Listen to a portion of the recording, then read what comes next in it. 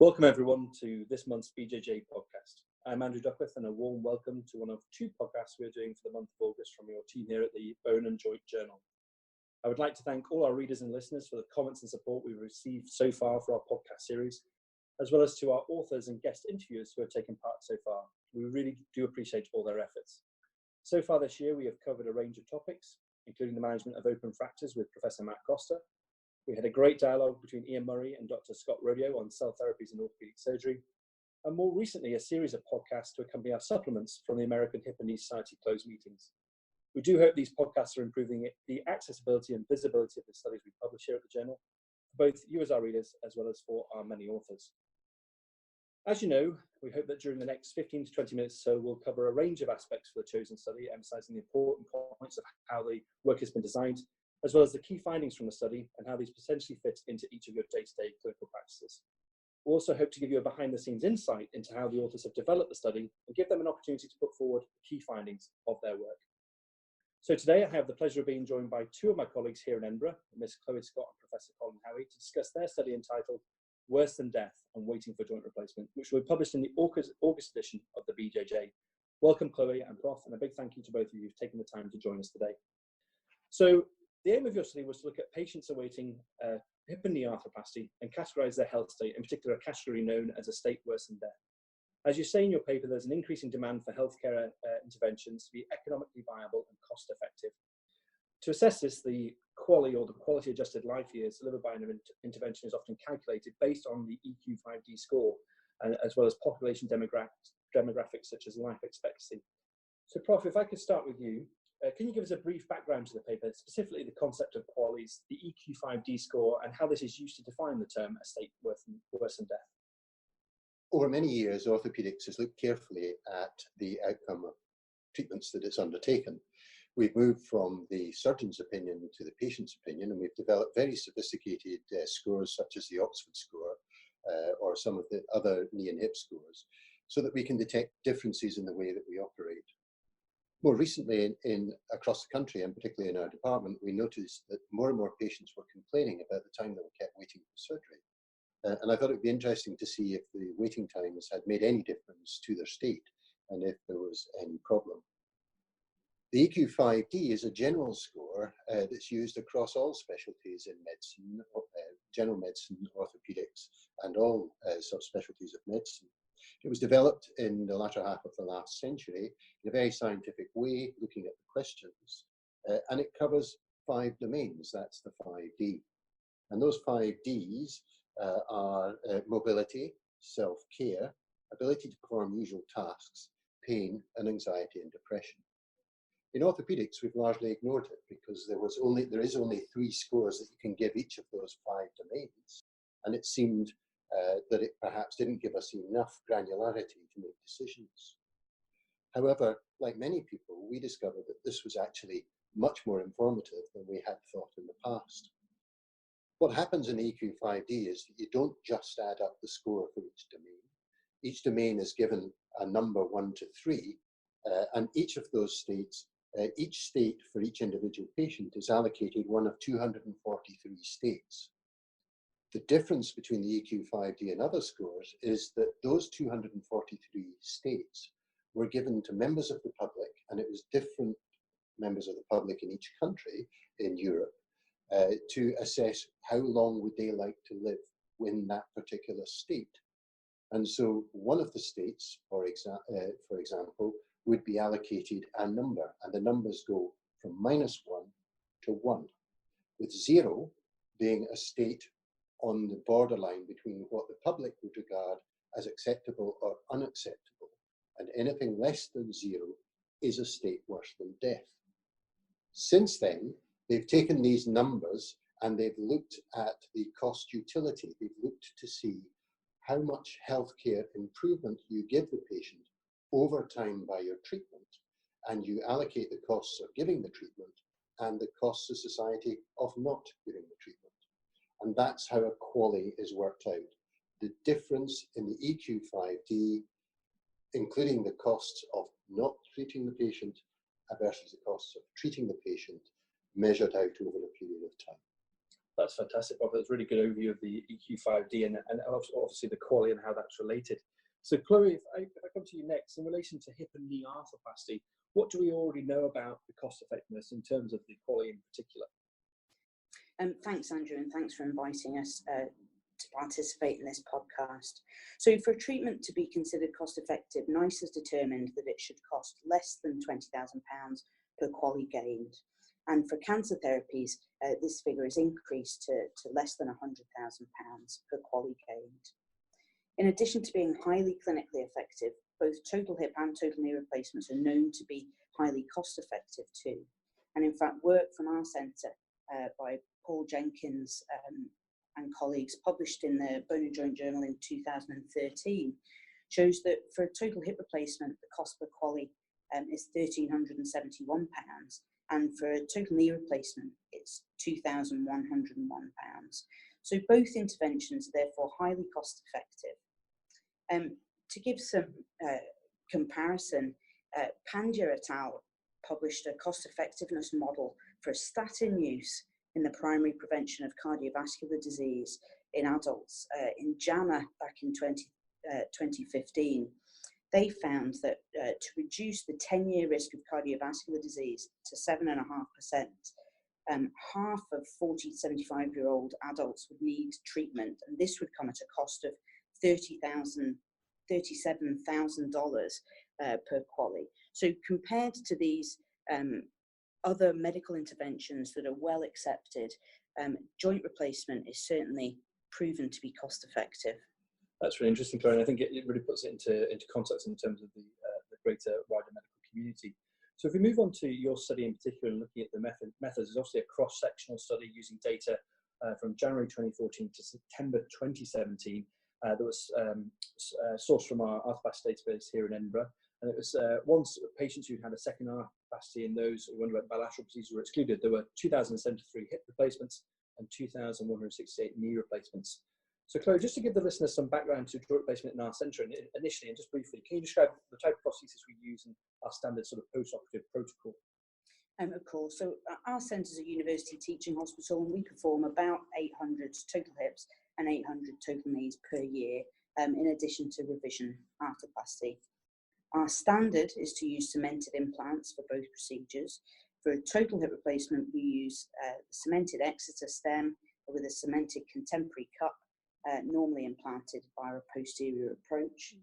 For a total knee replacement, we use the triathlon cruciate retaining total knee, inserted using a measured resection technique. So post-operatively, both total hips and total knees are allowed to weight bear as able from the first post-operative morning. They start initially with a frame and progress to sticks, and they normally go home on day 2 to 4 when they can do stairs independently with their sticks. They receive daily physiotherapy while in hospital, in addition to occupational therapy input. And after discharge, they're reviewed at 6 to 8 weeks by our team of arthroplasty practitioners, and patient-reported outcome measures are routinely collected at a year post-operatively. Great, and that sort of brings us on to our sort of next question. So you described in the paper when the patients got the questionnaires and what these entailed. So just give us a bit more detail regarding that, and also how the waiting list and the time data was obtained and calculated. So our patient-reported outcome questionnaires include the EQ5D, as we've already mentioned, as a measure of general health and health-related quality of life. They include the appropriate Oxford score, either hip or knee, and a series of detailed comorbidity questions which cover 12 specific conditions, including heart failure and MI, stroke, peripheral arterial disease, COPD, diabetes, connective tissue disorders and inflammatory arthropathies, kidney and liver disease, and other musculoskeletal diseases, giving back pain or pain in other joints. Whilst I know that our listeners are well versed in the joint-specific Oxford scores, the EQ5D is less well understood. Professor Howie has obviously gone through it in more detail. Using the UK scoring system, the possible scores for your EQ5D index range from minus 0.6 to 1, with 1 defined as full health, 0 as death, and negative scores therefore worse than death. though this terminology is provocative sounding, it's part of the score and has been used by a number of authors previously. And as we've already mentioned, the score is widely validated and used throughout Europe to determine cost effectiveness. So our questionnaires included EQ5D, Oxford knee score, comorbidity scores, and these were applied to patients 2 to 3 weeks prior to their surgery in a pre-assessment clinic where they were completed independently. And again, these same scores were posted out to patients at a year. In addition to these PROMs, demographic data, including the Scottish Index of Multiple Deprivation and BMI, were collected for all the patients. Okay. And with regards to the waiting list and time data, how was that collected? So I think it's important to highlight that the paper isn't primarily about waiting lists, but we thought including this as a variable was important in the analysis because we wondered whether waiting undue amounts of time for joint replacement would affect your worse than death status.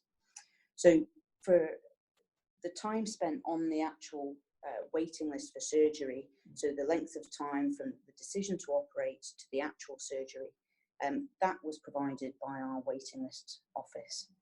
However, it was more complicated to determine the wait from the primary care referral to the actual review in orthopedic outpatients. This was made more complicated as not all patients listed for surgery are listed at their first orthopedic outpatient review, and some patients may be seen on a number of occasions over a couple of years before they actually reach the point of wanting arthroplasty.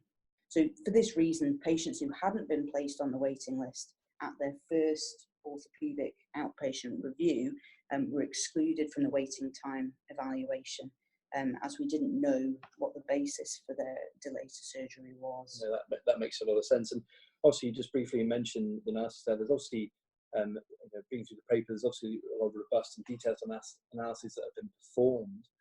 So can you just for our listeners, give us a brief overview of the regression analysis performed and how the ROC curve analysis was used to identify the thresholds in both the Oxford hip and knee scores associated with the state worth and death category? Sure. So for total hip and total knee patients, they were separately analysed using univariate analysis to identify significant associations with their preoperative worse than death status.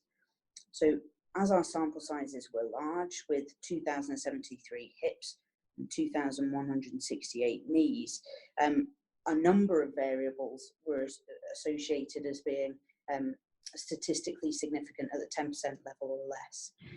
Therefore, a multivariate analysis was performed of all of these variables significant at the 10% level or less. So this was a multivariate binary logistic regression analysis performed using SPSFs to identify specifically which variables were independently associated with a worse than death status. As Oxford scores, as we'll go on to find, to hear about, were found to be independently associated with worse than death status for both hips and knees. This was further investigated using receiver operator curve analysis. So this is a method used to determine the sensitivity and specificity of a test and can be used, therefore, to determine a threshold value or a cut point of a continuous variable like the Oxford hip score and the Oxford knee score that is associated with a dichotomous outcome like worse than death status. Okay, that's a really good overview there, Colin. Thank you. So if we move on to the findings of the study, and if we obviously, as you were doing in your paper, start with hip replacement and the sort of raw figures, how many patients prior to joint replacement were defined as having a worse than death status? So prior to total hip replacement, 391 patients, which was 19%, were defined as being in a health state worse than death with a negative EQ5D score. And 99% of these patients worse than death reported extreme levels of pain on the EQ5D score. Following total hip arthroplasty, the median EQ5D index for the whole cohort improved from 0.36 to 0.79, and the number of patients worse than death reduced from 19% to 2%. And I think it's important to note that these patients weren't the same patients. The ones that were worse than death post-operatively weren't necessarily preoperatively. So it doesn't seem to be a function of personality. Sure. And in terms of when you then went on to look at the predictors of worse than death status on the multivariate analysis, what did you find, and what were the thresholds for the Oxford HIP score you identified? So the multivariate analysis determined that for hips, having a poor joint-specific hip function measured using the Oxford HIP score was an independent predictor of worse than death status, in addition to the presence of COPD. So none of the other demographic variables and none of the other comorbidities were significant in the multivariate analysis. So the ROC analysis was then associated with a highly significant area under the curve and identified a threshold Oxford HIP score value of 14.5 as being associated with worse than death status, with fairly high sensitivity of 82% and a specificity of 75%. So I think the key message here is that worse than death status was significantly determined by the hip specific function rather than other comorbidities. And general health, yeah, absolutely. And so with regards to the 1 year outcomes, which you sort of alluded to from hip placement, how did this correlate with the worse than death status? So I think the second key message is that those patients who were worse than death preoperatively achieved significantly worse outcomes at 1 year, with Oxford HIP scores which were a mean of 7.7 points worse than those who weren't worse than death preoperatively. And this is important because this value exceeds the minimal clinically important difference for this score, which is 5. It was also associated with worse patient satisfaction rates. So patients worse than death preoperatively were satisfied 85% of the time versus 92% when not worse than death. Okay, so that's obviously the hips, and if we now move on to the knee replacements, what did you find in regards to these outcomes we've just discussed, and how did that compare to the total hip replacements? So the picture was very similar for knees, though it wasn't quite as bad. So 12% of patients were worse than death preoperatively, all of whom, again, reported extreme levels of pain. So following knee replacement, the median EQ5D index improved from 0.59 to 0.76, and the number of patients worse than death reduced from 12% to 3%. Again, the multivariate analysis determined that Oxford knee score was an independent association with worse than death status. This time, though, peripheral arterial disease was the comorbidity, or the only comorbidity associated with this status. Again, the ROC analysis provided adequate sensitivity and specificity and suggested a cut point of 17.5. So an Oxford knee score of 17.5 was the cut point for worse than death status. In terms of the outcomes at a year, the pattern was similar.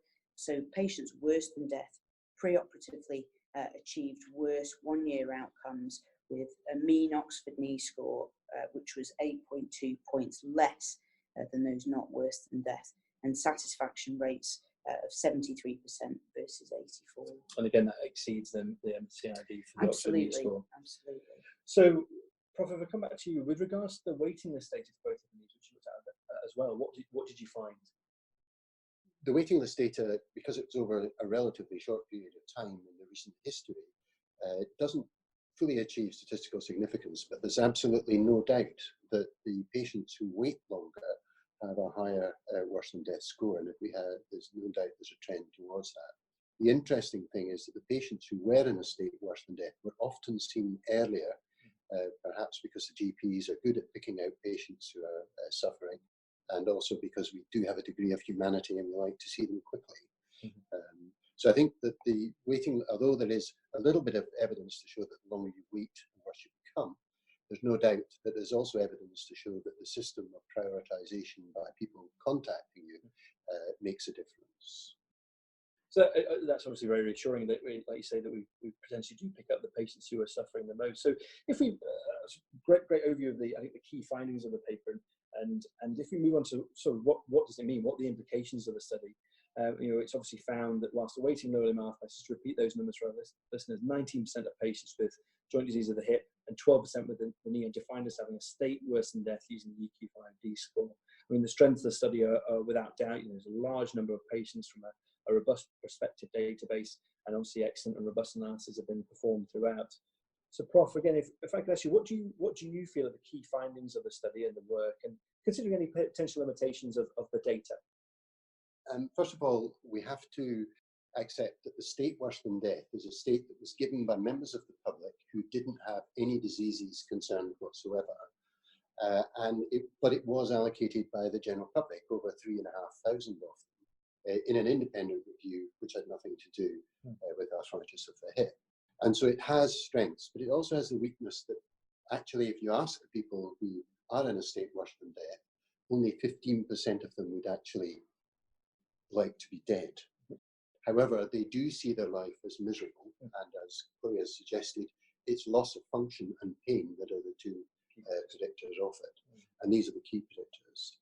The other major different thing here at this point is the difference between the preoperative score and the postoperative score.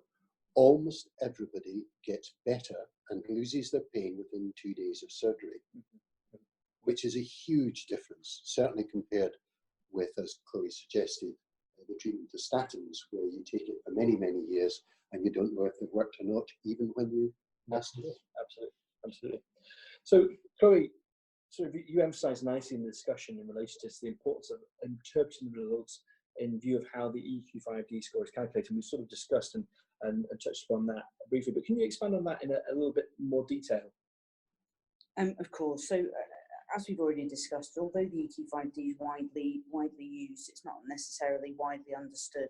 And we've talked now about the 243 potential health states that it defines, and the fact that this definition is based on nearly 3,500 members of the UK population valuing these states and deciding that they wouldn't be able to endure living in them.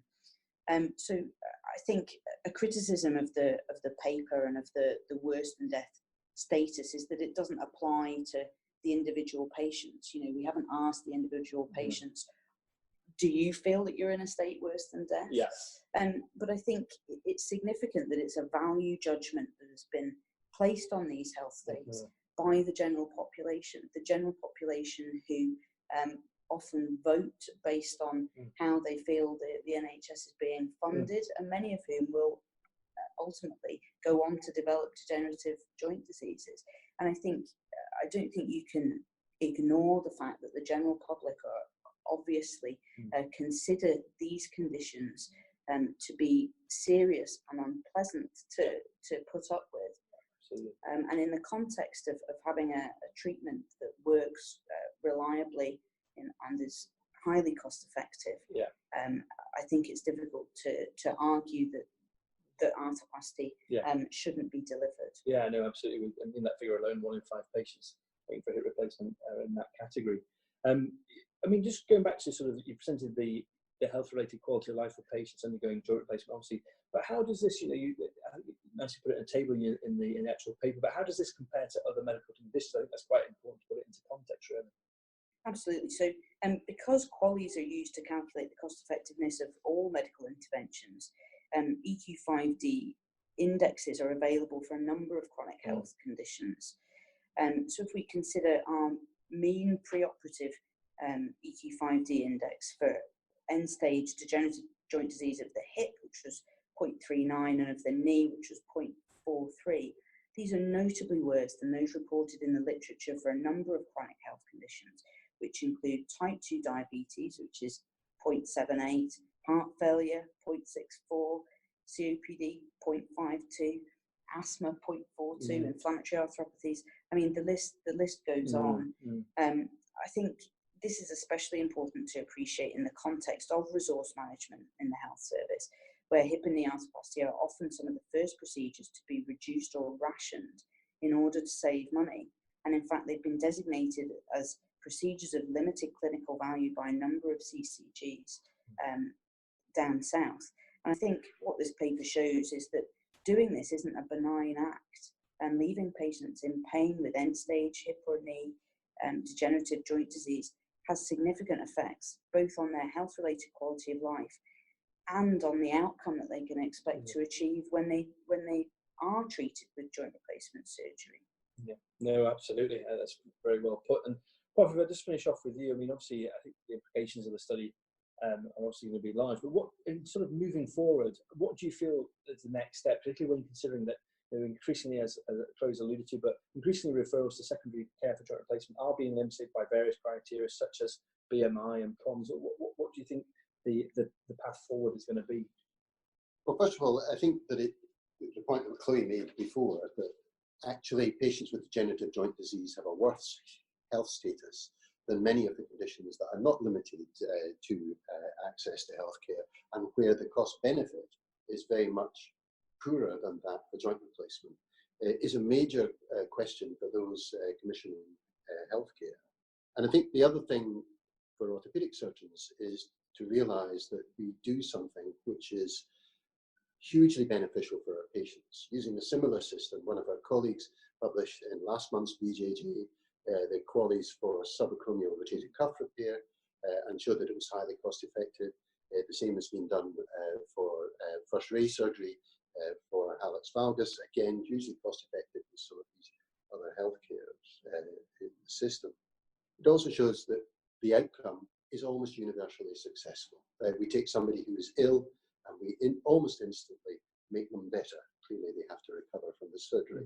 And I think that that's important. Personally, I think that it's cruel to create a healthcare system which claims to have universal access to care at the point of delivery free, to limit access to the patients who would benefit most from one of the commonest surgical procedures carried out in the major surgical procedures carried out in the health service at the moment. And I think that no matter how it's been done to reduce instant costs, but actually within a year, it increased costs to society, and more importantly, to the patients, future voters. They sit in the community with pain in a state worse than death. That's very well put, Prof, and I think that's a good point at which we can wrap up. So, Chloe and Prof, thank you so much for joining us for our podcast, and congratulations on a really excellent study that I'm sure will give our listeners and readers alike much food for thought. And to our listeners, we do hope you've enjoyed joining us here today, and we encourage you to share your thoughts and comments through Twitter, Facebook, and the like. And feel free to post or tweet about anything we've discussed here today. And thanks again for joining us.